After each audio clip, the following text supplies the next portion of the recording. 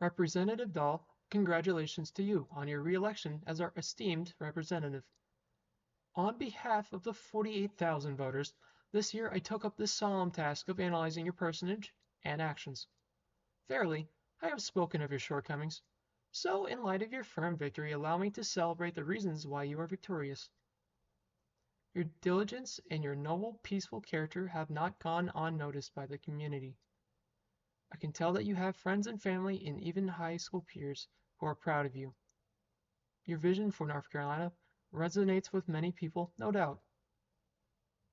When I complained about your mixed record on animal cruelty, you listened to me, and soon after wrote House Bill 1005 to advocate for the rights of animals. I am honored that you took my advice seriously on that matter, and it shows you are capable of collaborating across the aisle. Whenever Mr. Hensley subtly made fun of your appearance, you had the dignity and restraint to hold your tongue. I test you did not stoop to his level.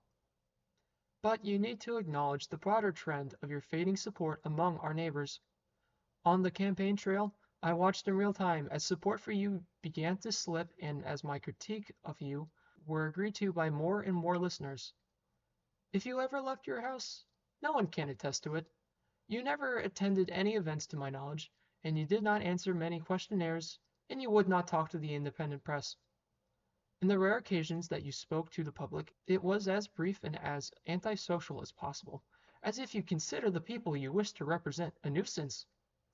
On election day, at a voting location, a Democrat canvasser complained to me that none of his team have ever met you in person. If you don't even respect your party's volunteers, why should the district expect you to treat them any better? No, ma'am, for your mind is on things of your own design. Rather than write bills that affect everyone, you sometimes wrote racial bills bent on revenge or past racism.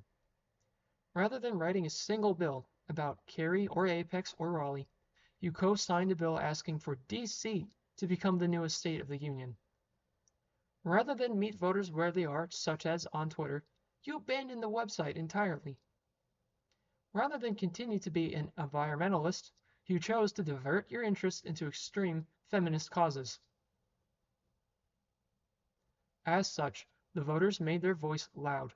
3% want liberty, 32% want conservative action, and 65% want you to keep your many democratic promises.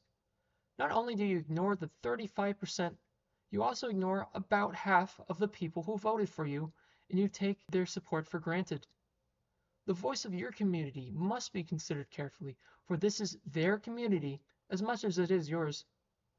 I fear you have forgotten that to be a Democrat is only to be in a social club, but to be a representative means you must represent your district. As we move forward, I urge you to embrace this opportunity to engage the community and its critics. Listen to their insight and foster a more inclusive environment where every opinion is valued. This is not just a victory, but a chance to grow stronger as a united group. If during the next session you ever want a second opinion, I welcome you to talk to me in private via email.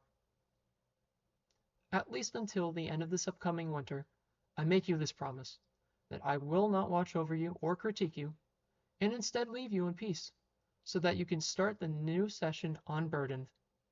This is because it was never my intention to be your enemy. Once again, congratulations. I will pray that God grants you wisdom.